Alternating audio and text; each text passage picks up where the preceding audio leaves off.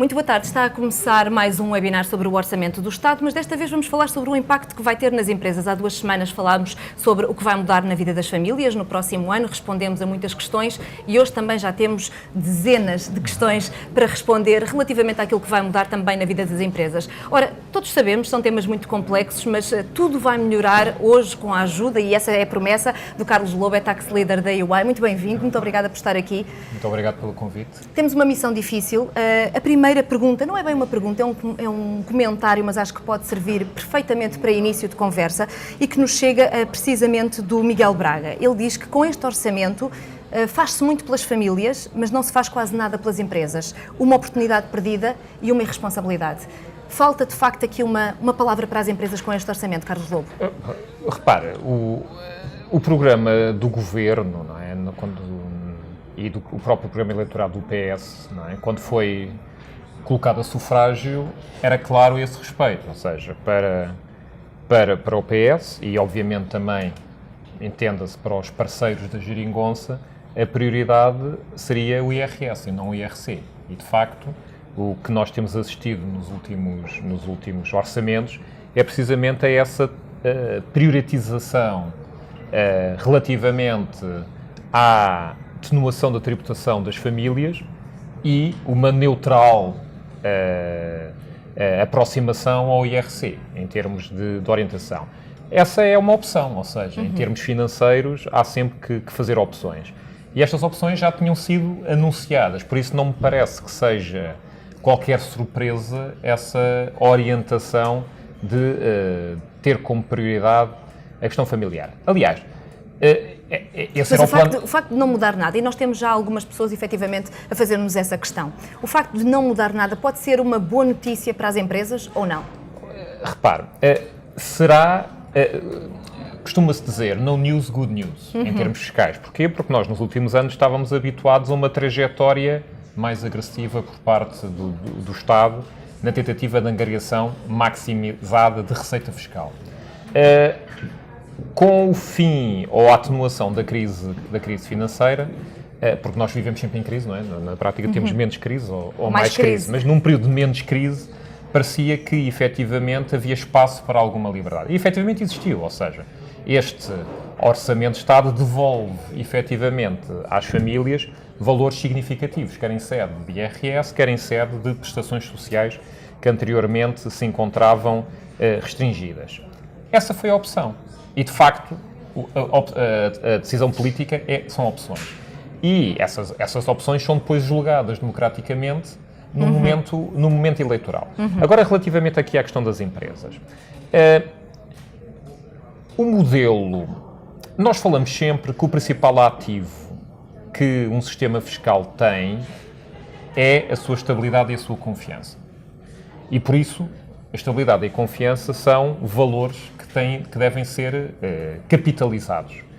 Logo, um sistema fiscal que não proceda a uma alteração radical das condições e que garanta essa estabilidade no tempo parece ser um bom sistema fiscal.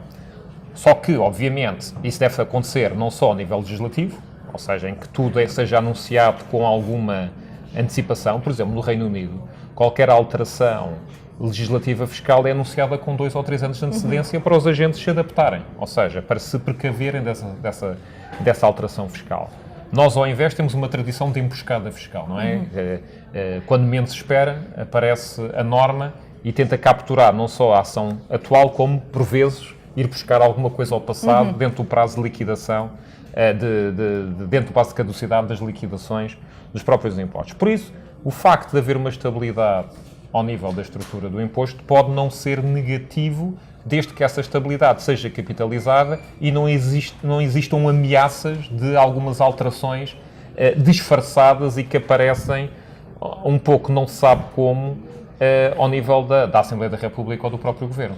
Mas deixa-me perguntar-lhe já agora, porque o Governo diz efetivamente que a grande reforma estrutural vai ser a descida do IRS e que as empresas vão beneficiar por essa via, ou seja, é fácil, não é? Se baixamos o IRS às pessoas, efetivamente as famílias vão ter mais poder de compra e as empresas vão ter mais negócio.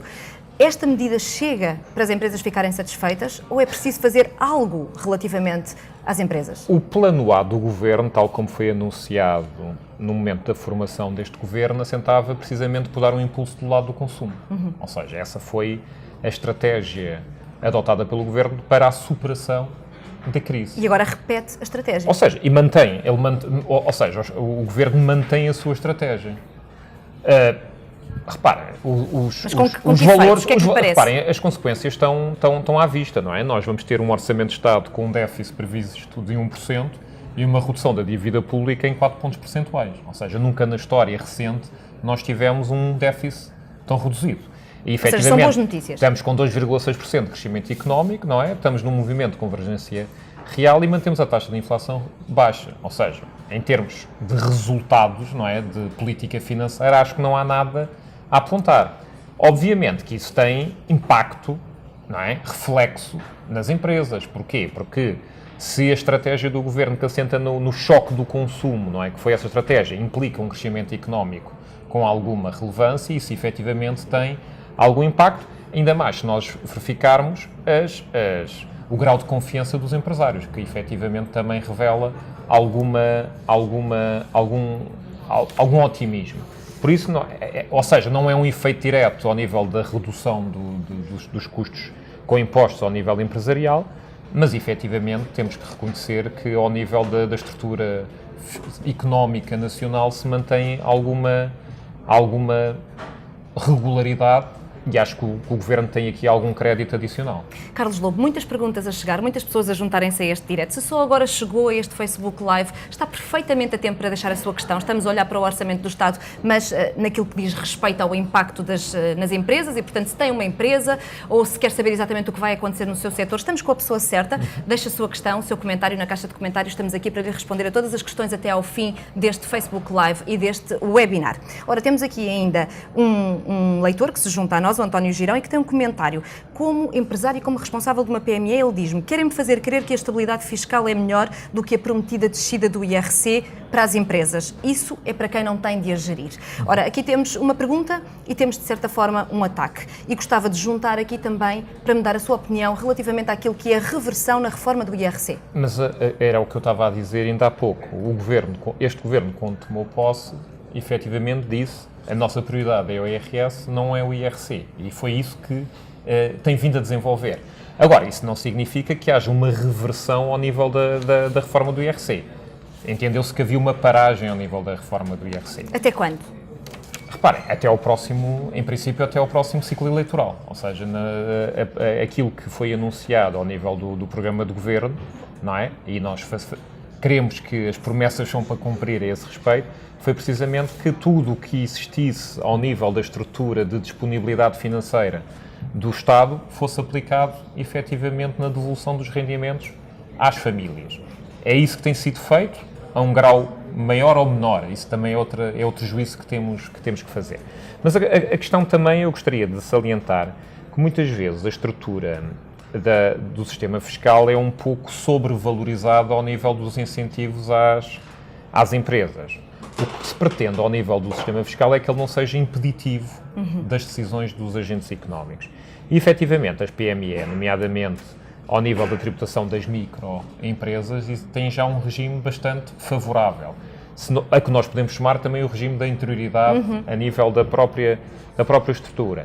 E, efetivamente, também aqueles incentivos que existem agora para a recapitalização ou a remuneração convencional do capital social. Ou seja, são tudo benefícios de que estamos a falar. São tudo benefícios, sobretudo obviamente, para as PMEs. que por vezes implicam alguma técnica, não é? E aí, obviamente, acho que os empresários devem-se recorrer dos contabilistas certificados, porque nós temos uma estrutura de contabilistas certificados que é muito importante e que podem consistir não só em serem contabilistas, mas também serem um pouco consultores fiscais dos próprios empresários, que têm aqui o dever de fazer uma gestão eficiente ao nível da estrutura fiscal das PME. E é isso que é esse desafio, porque todas as pessoas devem pagar os impostos que devem, mas não mais do que isso. Ou seja, na prática tem que haver aqui um equilíbrio ao nível da estrutura da tributação empresarial. Respondendo só aqui mais diretamente ao António Girão, que está connosco e que com certeza quer ter aqui o seu comentário, perguntar-lhe relativamente a esta questão da reforma do IRC. A estabilidade fiscal é importante, mas a estabilidade fiscal com que se contava em 2013, creio, que foi quando em mãos de António Lobo Xavier teve uma reforma do IRC e um anteprojeto que dizia que em 2018 nós íamos ter uma das taxas de IRC mais baixas de sempre. Isso teria sido bom concretizar ou não? Mas isso foi antes da mudança governativa, não é? Ou seja, a estabilidade muda também de acordo com o ciclo eleitoral, é isso? Costuma-se dizer que a democracia é um péssimo sistema, mas é o melhor que existe, não é? Ou seja, esta questão da rotatividade democrática implica também uma alteração ao nível das priorizações das ações, não é? E na prática... E, portanto, as empresas têm que se conformar com aquilo que têm hoje em cima da mesa. Reparem, houve uma votação, não é? Saiu um determinado resultado que dá uma legitimidade a uma determinada opção governativa e a opção governativa tinha que ser... tem que ser respeitada. João Tristão junta-se agora também a nós e deixa-nos uma pergunta, e isto agora já relativamente às grandes empresas. Pergunta-nos se confirma que as empresas com lucros acima dos 35 milhões vão pagar mais de IRC. Estamos a falar da Derrama. Bem, repara, quando eu digo estabilidade, não é? E paralisação ao nível da reforma do IRC, isso não deve significar reversão, não é? Ou seja, quando nós falamos em estabilidade e em confiança, é para o bem e para o mal, não é? Em termos, ou seja, já que não se opta por proceder a uma descida de impostos, por maioria de razão, também não se deve proporcionar uma subida dos impostos. Ou seja, essa matéria é uma matéria que tem sido um pouco ínvia ao nível da estrutura de discussão. Porquê? Porque ela não consta efetivamente da proposta de lei do Orçamento de Estado apresentada pelo Governo à Assembleia da República. Mas, no entanto, há rumores e é dada como certa. Mas verificamos que alguns partidos que apoiam o Governo asseguram que já tinham o compromisso do Governo no sentido de garantir esta alteração. Reparem, primeiro, exatamente isso que a derrama estadual não é mais do que um IRC para as grandes empresas, ou seja, porque é que se inventou a derrama estadual? Inventou-se a derrama estadual precisamente para Portugal não ficar mal nos compêndios de comparação internacional, em termos de qual é a taxa de IRC aplicada em Portugal. Mas desconstruindo, o que me está a querer dizer é a derrama estadual nasce, creio, em 2013, tempo da crise, isto também para fazer aqui 2010, um contexto, e portanto fazia sentido naquela altura em que as empresas que obviamente lucravam eram chamadas a ajudar mais no tempo da crise financeira.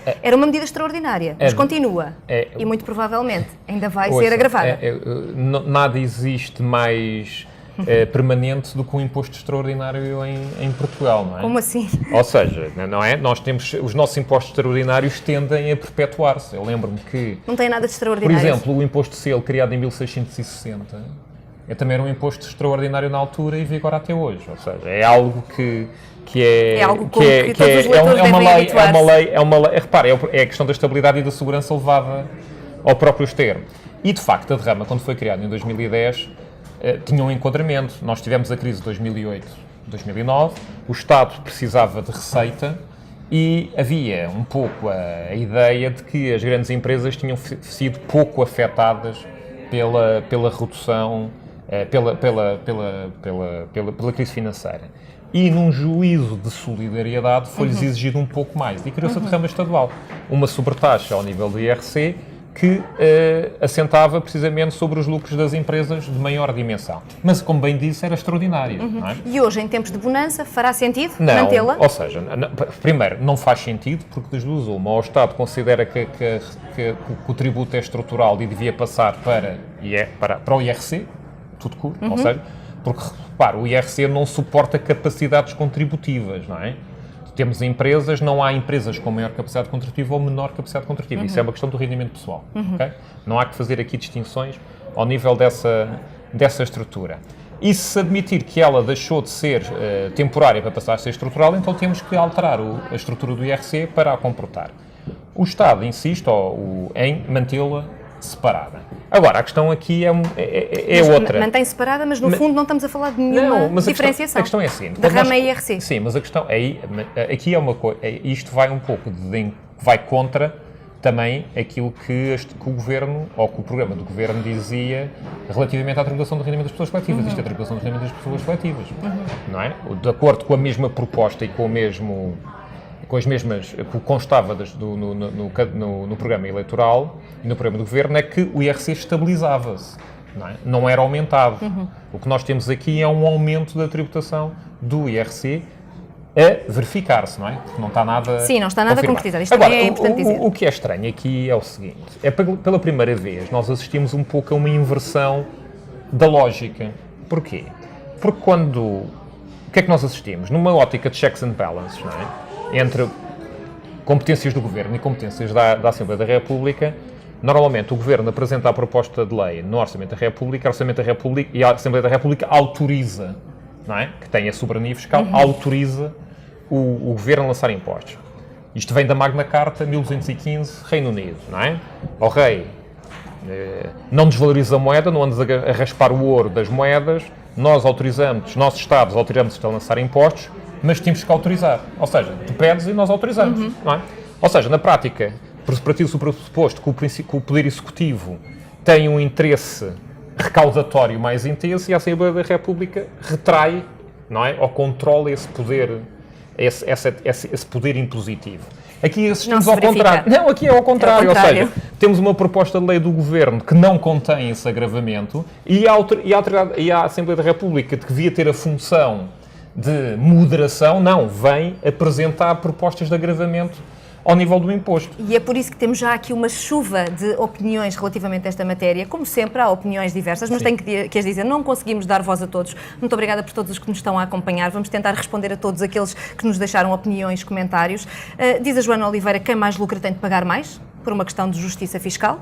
Para o Jorge Dias, esta medida é um atentado, é um erro. Ele pergunta mesmo qual é a justiça fiscal de penalizar precisamente as empresas que têm mais capacidade para criar novos empregos, para investir e para aumentar as exportações. E ainda a Hilda Nobre, falando aqui de uma medida que é má em todos os aspectos, penaliza as maiores empresas e ainda por cima o retorno é diminuto para o Estado. Eu creio que se está a referir ao retorno financeiro. Também era bom perceber qual é esse impacto, para perceber se o impacto é assim não, era os 100 milhões. Repara, o impacto seriam 100 milhões de euros, mas a questão é esta. Primeiro, é reduzido, efetivamente. Mas deixe-me só comentar aqui algumas... O facto de ter mais lucro não significa, como eu disse, ainda há pouco quando eu falei da questão da capacidade contributiva... Estava implícito. Era isso que eu queria explicar, ou seja, em termos de rendimento das pessoas coletivas, não há ponderações ao nível de taxas, ou seja, o imposto não tem que ser progressivo, o imposto é proporcional. Reparem, se alguém tem mais lucro é porque é mais eficiente. Ninguém pode ser penalizado, em termos empresariais, pelo facto de ter mais lucro. Claro que se pode dizer, o incentivo até pode ser exatamente o mesmo, o contrário. Sim, mas a estrutura de custos, quem tem mais lucro, os custos de administração estão mais diluídos, então pode ter uma maior capacidade contributiva. Sim, mas não com esta diferenciação, com esta dimensão em termos de... Mas atenção, mais relevante do que o montante em si, que em si mesmo é reduzido, é o sinal que se dá. Sim. Ou seja, na prática... O que é que se está a dizer a estas empresas? Não é só estas empresas, é os investidores e mesmo aos investidores internacionais. Ou seja, nós temos um programa de governo e um programa eleitoral que afirmava que o IRC seria estabilizado, não seria prioritário, que o IRS, de facto, era a prioridade e está a ser cumprido. E nos últimos anos não houve agravamento de IRC, nem de ramas, nem afins. O que é que nós assistimos se isto efetivamente for aprovado? Assistimos a uma inversão dessa lógica e uma coisa mais grave, que é o facto de, se calhar, verificarmos que o Governo está um pouco refém do próprio, os partidos mais à esquerda do Parlamento, ao nível da definição da política fiscal, ao nível das grandes empresas. Isso pode ter um impacto muito grave, não é? A verificar-se ao nível da capacidade de Portugal de atrair os grandes players internacionais que até estava a conseguir, não é? Nós temos grandes investimentos em Portugal que criam elevados postos de trabalho ao nível da economia digital. Isso pode travar. E que, repara, isto pode ser um contributo para travar, porque sempre que se... Eu tive, por acaso, nós tivemos, só a título de exemplo, um investidor queria investir, uma situação da semana passada, o investidor queria investir em Portugal. E as perguntas que faz, quais são? Tipologia de recursos humanos, capacidades, estabilidade, se alguma parte de Portugal está em risco de pedir independência. Ouçam, Claro. fazem as Questões perguntas políticas também. as questões políticas são relevantes. E a outra é qual é a tendência da fiscalidade. Se é uma tendência de desagravamento ao nível da estrutura das empresas e do trabalho, se é de estabilidade ou se é de agravamento. E nós, obviamente... Portanto, essa está entre as preocupações e das na empresas. prática, o que nós dizíamos muitas vezes, olha, ao nível das rendimentos singulares há essa prioridade, está em redução. Ao nível das empresas há um compromisso do Governo de estabilidade e de manutenção. Ora, não é? Isto é exatamente... É exatamente o ou oposto. seja, é um pequeno sinal, não é? Que parece punitivo, ou seja, e o sistema fiscal não pode ser punitivo. Eu não consigo perceber. Punitivo para com aquelas que lucram mais. Reparem, não pode, independentemente, seja para as que lucram mais ou para lucram menos, não é? Há uma lógica no próprio sistema fiscal. E ao nível da estrutura de tributação do imposto sobre o rendimento das pessoas coletivas, não é uma punição. Ainda mais quando a proposta de lei do Governo, do Orçamento de Estado, não contempla essa receita adicional ou esse instrumento como sendo algo fundamental para o equilíbrio dos objetivos que se propõem. Antes de mudarmos de tema, gostava só de lhe perguntar quanto é que pode pagar de taxa real de imposto de IRC uma empresa, lá está, que lucra acima dos 35 milhões de euros? Pode ir aos 29%. Ou seja, aos 29%. Sim, ou seja, em cima do IRC? Não, é que temos o IRC. Não, ainda pode ser mais. Atenção. A taxa real pode ser muito superior. Como é que faz as contas? Reparem, porque nós temos o IRC, temos a derrama municipal. Exatamente. Tudo bem, não é? Também tem que contribuir um pouco para a economia local. Depois temos esta sobretaxa da derrama municipal, da derrama estadual. Pronto, isto aqui é tudo IRC puro. Sim. Mas depois temos as tributações autónomas, não é? Sobre as viaturas, despesas, etc. Depois temos as limitações de dedutíbilidade dos juros relativamente à questão de endividamento. Ou seja, existem toda uma multiplicidade de agravamentos que fazem com que a taxa efetiva de tributação de uma empresa possa chegar aos 40%. Nomeadamente, quando estão em causa outras contribuições extraordinárias. Como é que isto compara com os outros países europeus? Não compara muito mal. Mal. Ou seja, em termos da própria definição. Porque se nós queremos efetiva... a questão é uma questão de estabilidade e de gestão de expectativas. Não é? Ou seja, Portugal tem que haver uma trajetória de médio e longo prazo que esteja definida, para que os agentes possam fazer os seus planos de negócios e decidir em conformidade, não é? Se ao invés nós temos uma deriva ao nível da determinação de política, isso afasta totalmente o investidor, porque de facto ele não consegue apresentar um modelo que possa se adaptar, não é, às mudanças de vento, venham elas onde for, ou seja, e não é? Agora a questão é a seguinte, vou reforçar, esta norma ainda não consta do proposta. A lei do orçamento é um mero boato. Muito bem, é um boato, é um rumor. É um rumor que estamos aqui efetivamente a tentar evitar. Muito bem, estamos a discutir o Orçamento do Estado. Hoje, um especial para as empresas. Se tem uma empresa, se quer saber como vai evoluir o seu setor, estamos aqui com a pessoa certa. Basta deixar a sua questão na caixa de comentários e nós estamos a falar sobre exatamente as medidas que vão ter um impacto na vida das empresas já a partir de janeiro de 2018. E temos aqui uma questão que nos acaba de chegar. Ana Maria Hilário, que pede ajuda. Uma sintetização daquilo que vai mudar nos impostos especiais sobre o consumo. Se calhar podemos começar com os tradicionais. Sim. Temos aqui álcool, tabaco, jogo. Sim. E depois com os novos pecados. Bem, ao nível dos impostos especiais sobre o consumo, existe uma proposta de atualização transversal à taxa de 1,4%, que corresponde, grosso modo, à inflação. À taxa de inflação. Mas a questão aqui, eles são todos distintos, não é? Ou seja, em termos da própria definição. Qual é o problema ao nível destes impostos especiais sobre o consumo? É que com as trajetórias recentes ao nível da estrutura de receitas, eles também sofreram um incremento muito elevado nos últimos anos. Ou seja, eles passaram para níveis bastante significativos. Porquê é que o Estado gosta tanto dos impostos especiais de consumo? Porque a sua legitimidade ao nível da estrutura tributária é relativamente simples de explicar ao contribuinte. Não é? Quase toda a gente os percebe, não é? Sim, de facto, são impostos que visam punir uma determinada... Estamos a falar ainda há bocado da função punitiva. Exato, são os shin tax, os impostos sobre o pecado, são os impostos ambientais, não é? Que visam internalizar externalidades negativas resultantes das próprias práticas. Por isso há uma certa legitimidade, ou seja, as pessoas é fácil bem. Justificar a tributação do tabaco, não é? É fácil justificar a tributação do jogo, não é? É fácil justificar a tributação do automóvel porque ele causa poluição, é fácil justificar a tributação dos impostos dos produtos livres porque eles também causam poluição. Ou seja, refrigerantes, os refrigerantes é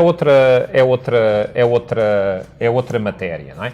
Mas pronto. Estou a falar dos IECs tradicionais, não é? Podemos distinguir os IECs tradicionais dos novos IECs, o imposto sobre o açúcar e o imposto sobre o sal, que também não consta da proposta, mas que tem sido... Ou melhor, não consta da proposta, mas consta do relatório. Mas pronto, essa aí ainda há um resquício... Contrariamente à questão da derrama estadual, ainda há um resquício do imposto de sal na proposta de lei do Orçamento de Estado. Qual é o problema? O problema, há dois problemas essenciais e que estão relacionados. Por exemplo, ao nível do imposto sobre o álcool, das bebidas alcoólicas, cervejas, bebidas espirituosas... E temos aqui uma questão sobre isso. O que é que acontece? Acontece que Espanha, que está no nosso fronteira, tem taxas de tributação muito mais reduzidas. Ou seja... Há uma diferença significativa? Muito significativa. Metade, no caso da cerveja, 1/3 no caso das bebidas alcoólicas, mas esta ainda é mais elevado porque o grau a tributação por grau é mais pesada. Qual é a questão? Primeiro temos a questão do tráfego, do desvio transfronteiriço. Ao nível do tráfego, que é semelhante, em termos de intensidade, àquilo que havia relativamente ao imposto sobre produtos petrolíferos no gasóleo profissional, não é? Ou seja, as pessoas da raia fazem a sua decisão e atravessam a fronteira. E perde-se receita. Mas a questão também não é essa. A questão, por exemplo, ao nível das bebidas alcoólicas, é que se nós modelizarmos o efeito entre a taxa e a receita, verificamos agora que estamos na curva descendente de Laffer. O que é a curva de Laffer?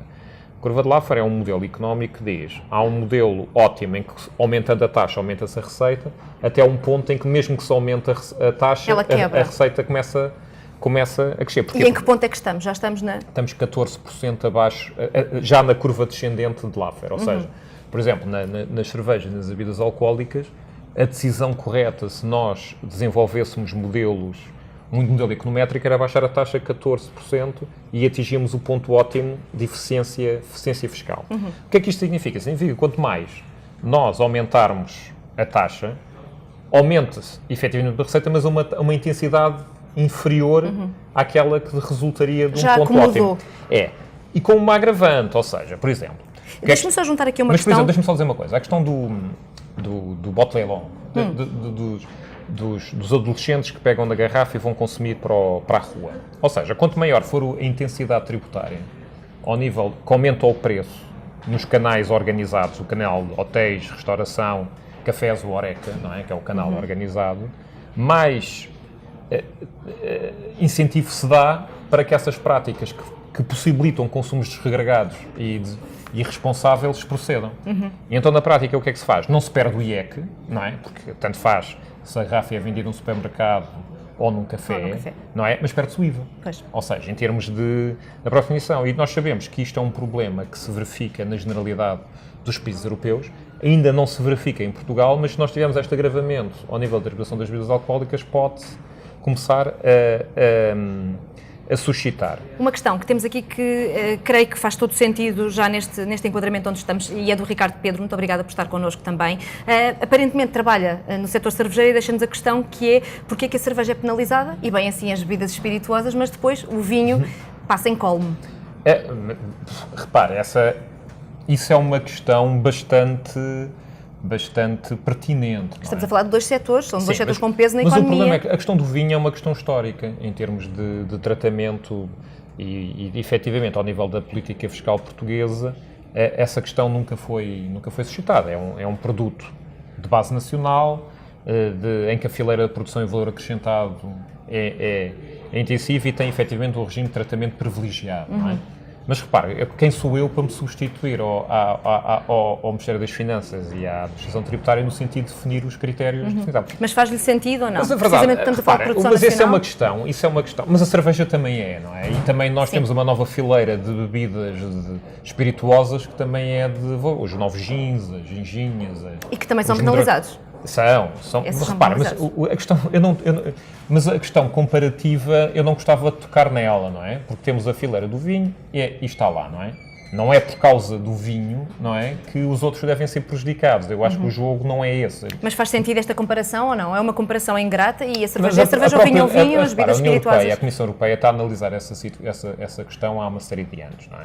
Se ainda não disse nada é porque ainda não suscitou. Quando eu era secretário de Estado isto já se suscitava e a questão estava a ser discutida em Bruxelas. E portanto ainda vai, Ou seja, a procissão no ar. Mas a questão é a seguinte, mas relativamente à cerveja e às bebidas espirituosas, não dizendo que o vinho é o preferido e os outros são os preteridos. Mas, por exemplo, deixa-me só dizer, o Reino Unido e a Dinamarca, não é, que são países com alguma sofisticação ao nível da estrutura tributária, o que é que eles fizeram para as bebidas para o IABA? Fizeram um standstill, um congelamento das taxas, precisamente para analisar o comportamento dos sujeitos passivos, ou seja, porque verificaram o quê? Que não se podia fazer um agravamento mais intenso da taxa, porque isso estava a ter um efeito nefasto ao nível da estabilidade tributária. Aqui já temos algum estudo ou não?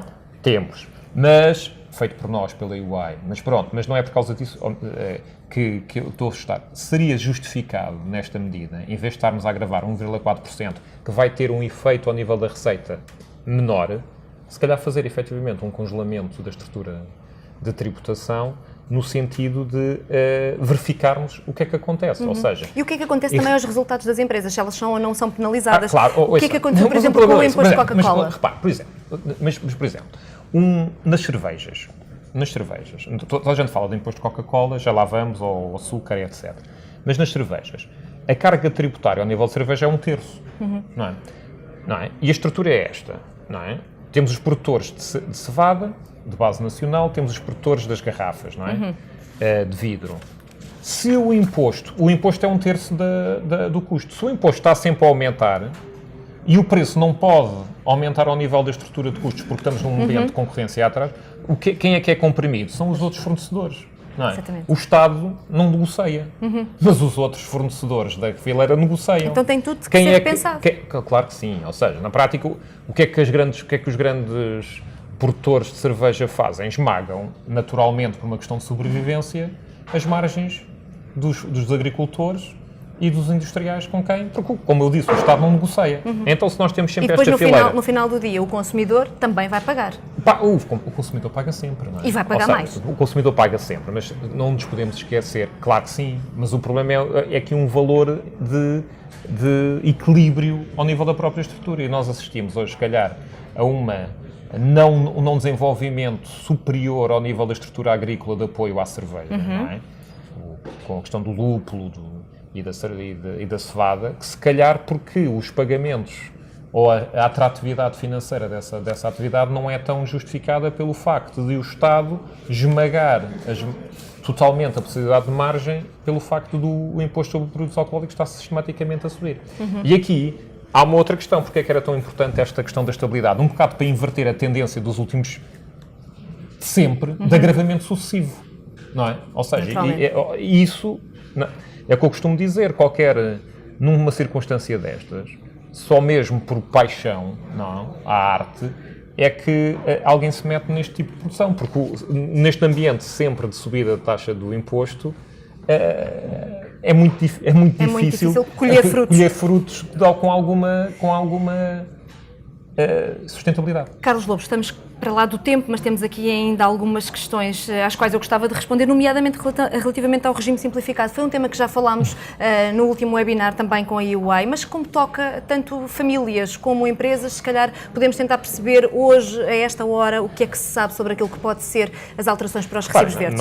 Ainda não, estamos também no campo dos rumores. A questão tem a ver precisamente com a alteração radical que consta na proposta do Orçamento de Estado ao nível... Radical, é mesmo radical, não é? É radical, sim, porque na prática altera conceptualmente o modelo do regime simplificado. Mas a questão aqui também deve ser um pouco vista de forma... deve ser relativizada. Ou seja, quando ele foi criado em 2010, em 2000, não é? A derrama estadual é que foi em 2010, em 2000, na reforma fiscal inadiável, que era coordenada pelo Ricardo Sá Fernandes, o regime simplificado assentava num modelo de aplicação de coeficientes que aliás já constavam da Lei Geral Tributária de 1998, não é? Que eram os indicadores técnico-científicos de determinação indireta da matéria coletável, e que na prática visavam aproximar, por método indireto, um determinado rendimento a uma determinada categoria de sujeitos passivos. Na verdade, isso nunca foi mexido, não é? Nunca foi O problema alterado é que há 17 anos, não é? Que esses coeficientes nunca foram atualizados face à realidade concreta de cada uma das atividades. E na prática criámos todo um ambiente, não é? Virtual de coeficientes que podem não corresponder à realidade. Portanto, ponto primeiro, concorda que haja aqui alguma coisa que tem que ser feita relativamente ao regime simplificado, sim, mas não nos pressupostos atuais. Repare, a questão, logo, eu acho que, e de facto também, não é? Também reconheço que o regime simplificado foi uma forma de colocar dentro do sistema sujeitos que tradicionalmente estavam fora do sistema, alargando a base tributária de sujeitos, ok? De uma forma de entender. Mas temos que evoluir, ou seja, é isso aí. E, efetivamente, como é que o Estado, ou como é que a administração tributária pode conhecer a realidade, e agora vamos falar de realidade real, A realidade real das pessoas. A realidade real. Das pessoas que nos estão a perguntar como é que eu faço para não ser prejudicado. Porquê? Porque antes do e-fatura, porque há aqui uma mudança estrutural Sim. no meio da isto serve também para explicar um bocado a perspectiva do Governo. A realidade real era insuscetível de ser conhecida até o e-fatura. A partir do e-fatura parte-se do princípio que a administração tributária tem um conhecimento efetivo da estrutura de custos. Ou não. Não é? Ou tem. Agora a questão é a seguinte: será que se justifica manter um regime baseado em coeficientes quando a administração tributária tem, efetivamente, conhecimento dos custos?